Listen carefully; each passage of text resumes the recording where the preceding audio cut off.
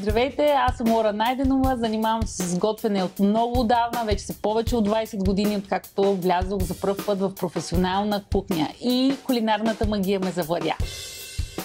Реших да се включа в проекта на eBEG Шеф Меню, защото обожавам великденските празници. Някои от рецептите са вдъхновени именно от пролета, така че се надявам да ви харесат. Всички нужни съставки ще намерите в eBEG. Бях много малка, когато разбрах, че готвенето е моята страст. Наследих тази любов от майка ми и може би в първи клас приготвих първия си специалитет – яйца на очи с много подправки. Не ставаше за ядене, но се вдъхнових.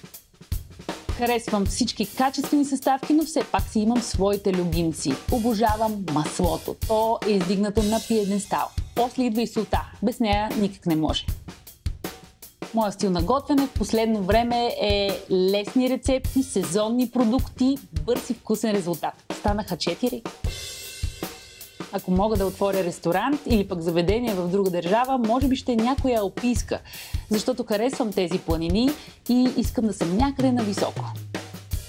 Не са много рецептите, които свързвам с детството си по някакъв начин, защото просто майка ми готви всичко много вкусно. Но имаше една торта или по-скоро пастички с карамелена глазура, които винаги ще помня.